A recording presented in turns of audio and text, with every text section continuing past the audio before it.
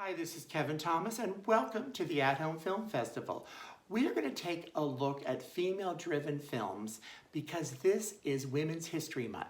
Women aren't just actresses, they're directors, writers, editors, composers, costumers. They could do anything that a man could do, and many of them should be brought more to the forefront. Female directors go way back, so it's not like something new, even though the last couple of years has finally embraced a lot of female directors. 2 have won Oscars for Best Director.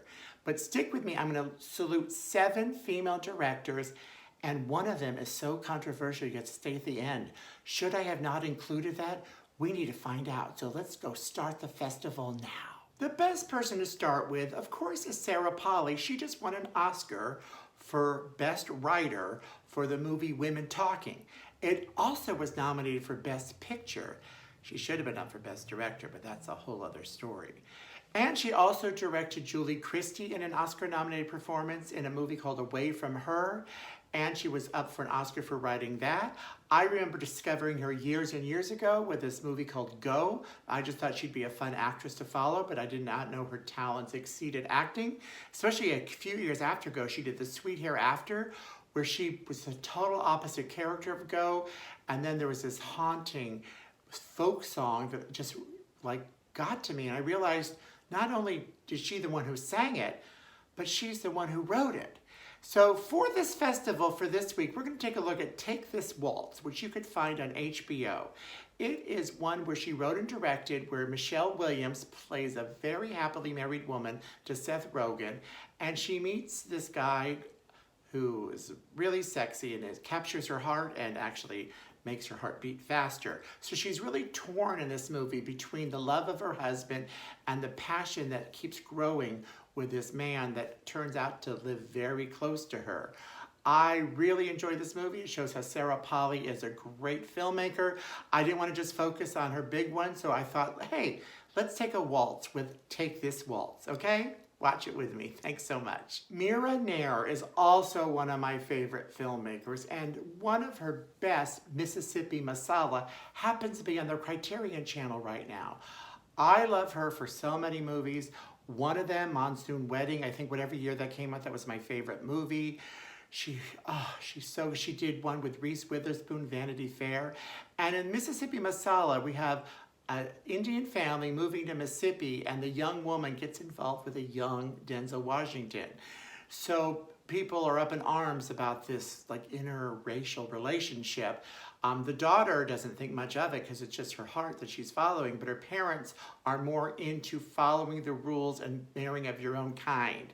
Really good movie. If you don't have the Criterion Channel, now's the time to get it. And as long as you're in that Criterion Channel, you might as well watch Tomboy, also available on Canopy. This terrific movie from Celine Sciamma is about a family that moves to a new town, and their daughter decides to just act like a boy. It doesn't try to make her transgender. Maybe she is, maybe she isn't, but all he knows is he enjoys dressing as a boy. He makes a bunch of friends as a boy. He plays sports as a boy. At home, they still think he's a girl until his sister finds out. I won't tell you what happens with that, but it's a really, really good movie. I loved it when it first came out, and I was excited to see it on the Criterion Channel. You should be too. Thanks. Of recent female Oscar winners, we had Jane Campion's Sweetie, which was, I think, her first film. And you can find this on HBO and the Criterion Channel right now. It is about a young woman who is very quirky and odd, and she doesn't have a lot of friends and family, and she does have a sister that's kind of manipulative.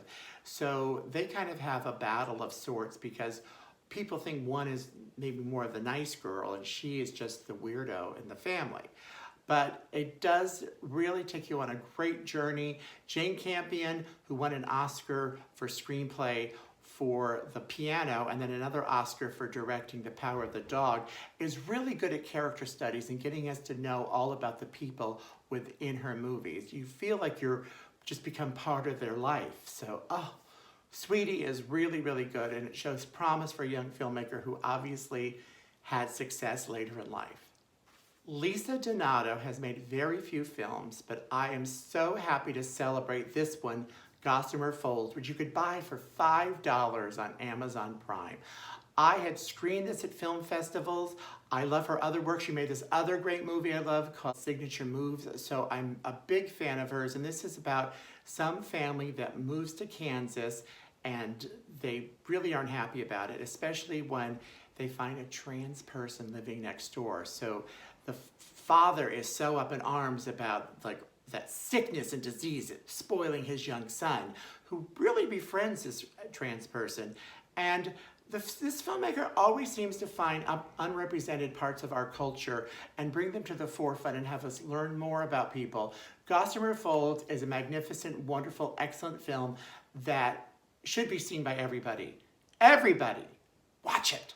We are now going to look at a film from Penny Marshall, a great director that is actually quite an unsung hero. She is the first female to direct not one, but 2 movies that made over $100 million. This one here, Awakening, which is on Hulu right now, was up for Best Picture.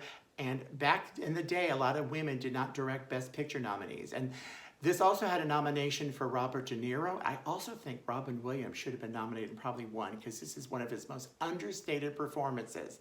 But this is really a great film, and it's nice to see that even back in the 90s, women could direct movies that are seen by mass audiences instead of only at film festivals. So bravo, Penny Marshall. Our last film is kind of a controversial one. I actually had to survey female friends to see if they think I should show this. Because a male friend of mine told me that this exploits women and I should not be celebrating women while exploiting them.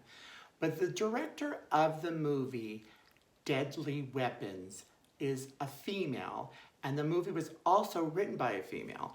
Doris Wishman did a lot of exploitation films, and she's proud of it. She didn't start her career until after her husband died. I guess she was looking for something to do. And this movie, Deadly Weapons, it stars Chesty Morgan, who has a 73-inch chest. And technically, it's not a well-acted movie. It's Chesty plays an ad executive who, while on the phone, hears her boyfriend being murdered, and she figures out where the killers are. So she follows them, and she goes kind of undercover as a stripper. Wasn't a tough job when you have a 73-inch chest. And she uses her breast to smother the people that killed her boyfriend. So this is not highbrow, but it is respected because it's on the Criterion Channel, which is a service. Usually they show very important films, and this really was very important because Doris Wishman actually, among all the men that were exploiting women, I don't want to say she jumped on the bandwagon and did it as well, but she does it more respectfully. She gets more of their permission. And although it is an exploitation film, the only thing you remember from this movie is the giant breasts of Chesty Morgan. I don't find it exploited any other way. But you know what? I'm a man saying this. What do you think? Should this movie be on our list? I really want to hear comments because I asked females, and all but one of my posse of great female friends said I should screen this. The other one said maybe if I wasn't a man I should screen this. But Chesty, well, we're not going to see it here.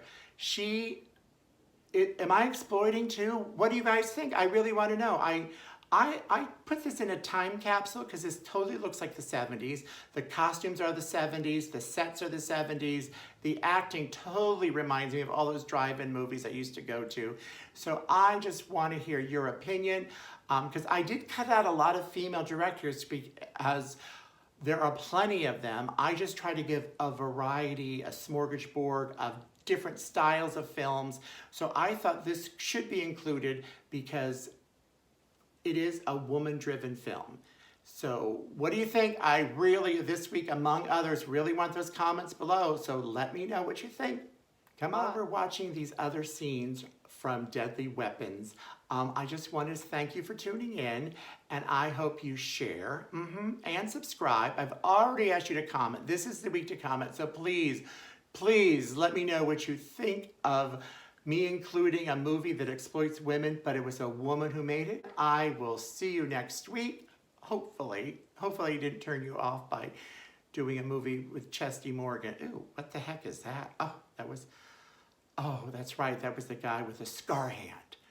Yeah, Chesty's, oh, she's gonna get them all. You get them, Chesty. Yes. Oh, hopefully you haven't seen the blood because it just looks like ketchup.